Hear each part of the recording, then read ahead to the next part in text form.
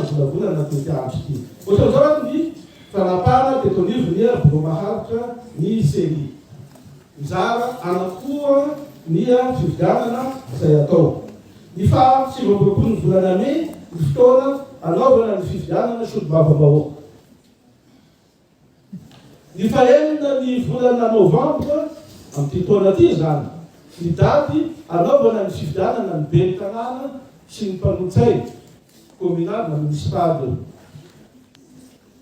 Zany hoe araky volavola tety andro io zany dia tsara mifantatra ho an'ny fividianana solombavam-bahoaka fa ny daty fahavalo mars ka hatramin'ny 1 avril no fametrahana ny atotan-taratasy filasako vidia.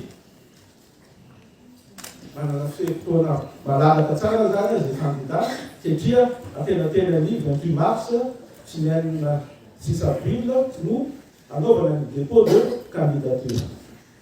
Dia mazava ho azy moa zany fa ny fampielezan-kevitra dia ny 8 mai ka hatramin'ny 28 mai 00 eo ny fotoana anaovana ny fampielezan-kevitra ny fividianana solombavam-bahoaka.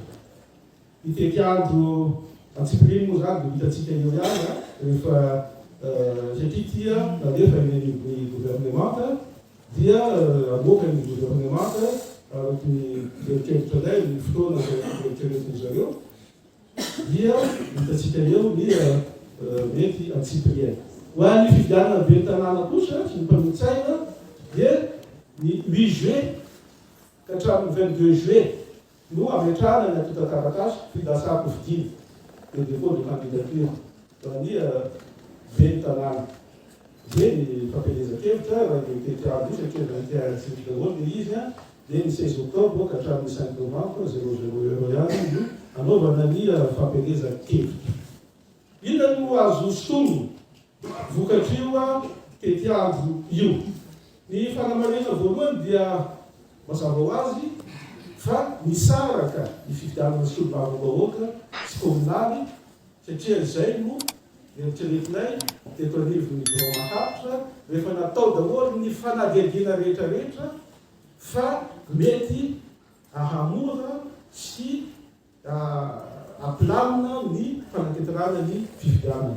Misaraka zany ny fividianana fa tsy mitambatra na dia azo atao ny nanao fividianana mitambatra satria tsy misy dalàna mandrara amin'izany ka dia zay ny fanapahana teto anivon'ny bo maharitra misaraka ny fividianana.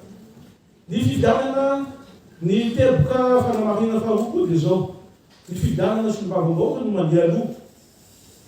Mety hipetraka koa ny fanontaniana fa maninona no fividianana solombavam-bahoaka nefa ny ben'ny tanàna no farana tamin'ny 10 janvier.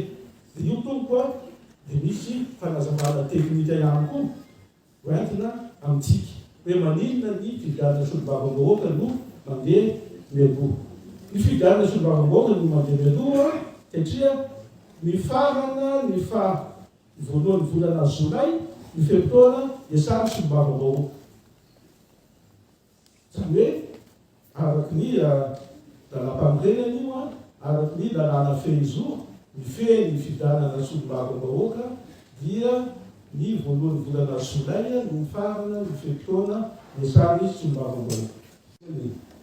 Dia zay fandraisana anjara zay rehefa nidinika zay eto anivon'ny bo maharitra ka 10 tapitrisa 5 millions d'ariary ny tamin'ny élection législative farany dia rehefa nidinika zay teto dia 10 millions d'ariary no sosikevitra alefanay teny anivon'ny gouvernement.